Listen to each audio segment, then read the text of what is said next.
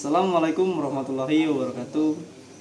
Perkenalkan, kami dari kelompok 3 ingin presentasikan materi falsafah dasar proteksi radiasi dari mata kuliah radioterapi.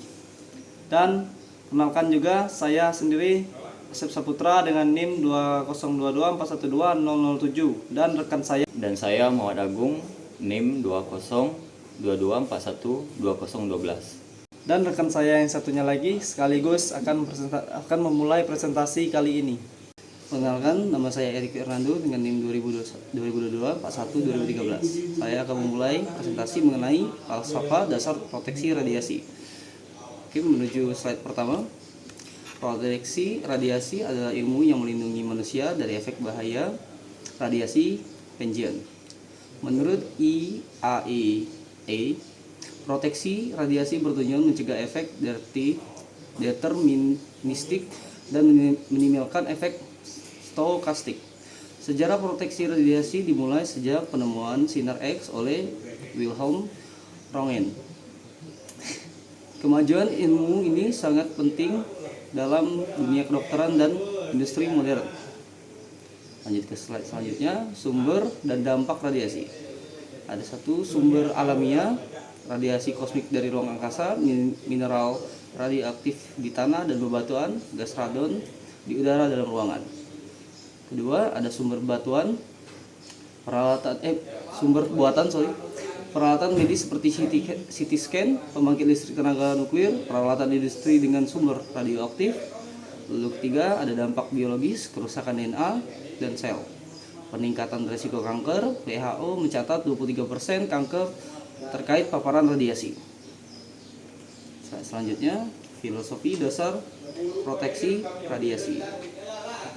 Pada diagram segitiga ini kita dapat melihat ada perlindungan lingkungan, yaitu menjaga ekosistem dari kontaminasi radioaktif.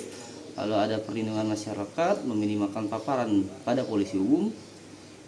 Ketiga, ada perlindungan pekerja, keselamatan petugas yang bekerja dengan radiasi.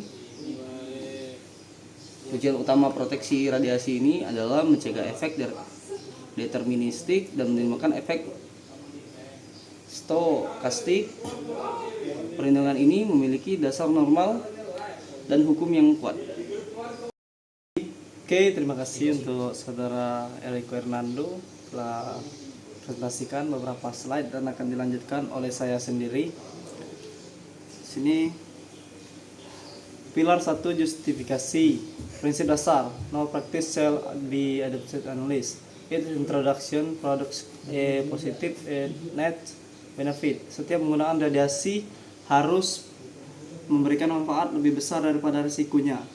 Studi kasus, penggunaan sinar X di rumah sakit harus didasarkan pada kebutuhan medis yang nyatanya.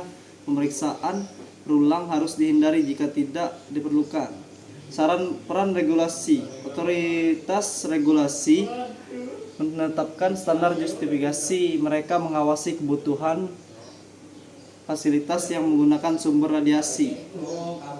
Pilar 2, optimasi alara, waktu, mengurangi waktu paparan radiasi. Jarak, meningkatkan jarak dari sumber radiasi. Perisai, menggunakan pelindung yang sesuai. Evaluasi, pemantauan dosis dengan dosimeter. Alara, as low as reasonable achievable, adalah konsep kunci dalam operasional harian. Prinsip ini memastikan paparan radiasi kecil mungkin. Pilar 3, batas dosis 20 mSp, batas pekerja maksimum per tahun untuk pekerja radiasi. 1 mSp batas masyarakat, maksimum per tahun untuk masyarakat umum. 150 mSp batas lensa mata untuk mencegah katarak pada pekerja radiasi. 500 mSp batas ekstremitas untuk tangan dan kaki pekerja radiasi. Standar internasional dari ICRP menetapkan batas dosis yang ketat. Pelanggaran batas ini dapat mengakibatkan sanksi dan masalah kesehatan yang serius. Itu saja presentasi dari saya. Silakan dilanjutkan oleh saudara saya M. Muhammad Agung. Baiklah, terima kasih. Saya akan melanjutkan presentasinya. Slide selanjutnya itu implementasi dan pengawasan di lapangan. Yang pertama itu SOP dan prosedur. Pembuatan dan penerapan prosedur standar keselamatan radiasi. Yang kedua, pelatihan personil. Pendidikan berkelanjutan untuk petugas radiasi. Yang ketiga, perizinan, persyaratan legal untuk penggunaan sumber radiasi. Yang keempat, audit dan inspeksi, pemeriksaan internal dan eksternal secara berkala. Yang kelima, monitoring modern, teknologi pemantauan real time dan analis data.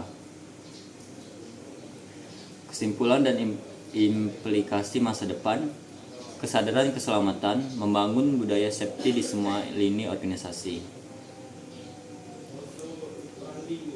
Inovasi teknologi mengembangkan metode proteksi radiasi yang lebih aktif.